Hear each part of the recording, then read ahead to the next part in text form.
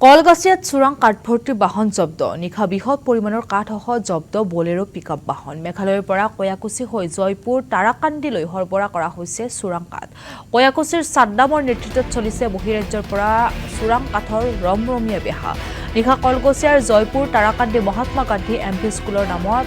নাম দেখুৱাই আচলতে এই চালান দেখুওৱা হৈছে কিন্তু সেই অঞ্চলৰ মহাত্মা গান্ধী নামৰ কোনো স্কুলে নাই ঘটনাস্থলীত কলগাছি আৰক্ষী উপস্থিত হৈছে কাঠসহ গাড়ীখন জব্দ কৰি থানালৈ লৈ গৈছে জব্দকৃত বলেৰো বাহনখনৰ নম্বৰ AS15C3822 পুনৰবাৰ উল্লেখ কৰিছো কলগাছিয়াত চোৰাং কাঠভৰ্তি বাহন জব্দ কৰা হৈছে নিশা বৃহৎ পৰিমাণৰ কাঠসহ জব্দ কৰা হৈছে বলেৰো পিকআপ বাহন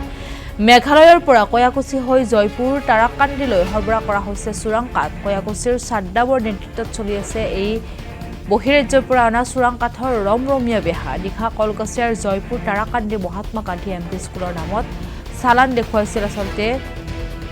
চালকগৰাকীয়ে কিন্তু সেই অঞ্চলত মহাত্মা গান্ধী নামৰ কোনো ধৰণৰ স্কুলে নাই বুলি জানিব পৰা গৈছে ঘটনাস্থলীত কলগাছি আৰক্ষী উপস্থিত হৈছে আৰু কাঠসহ গাড়ীখন জব্দ কৰি থানালৈ পঠিয়াই দিছে জব্দকৃত বলেৰো বাহনখনৰ নম্বৰ জানিব পৰা গৈছে AS15C3822 দেখা না কি নাম আপনার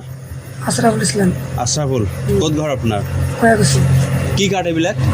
মেঘালয়ের নাম হ্যাঁ হ্যাঁ মেঘালয় সকারি মাল বুলি কয় মেঘালয়ৰ মেঘালয়ৰ মাল কেনেকৈ আহিল ইয়াত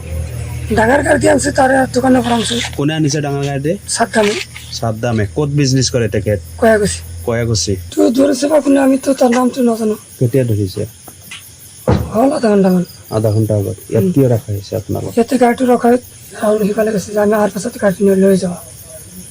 চাবি লৈ গৈছে নেকি চাবি নিয়ে নাই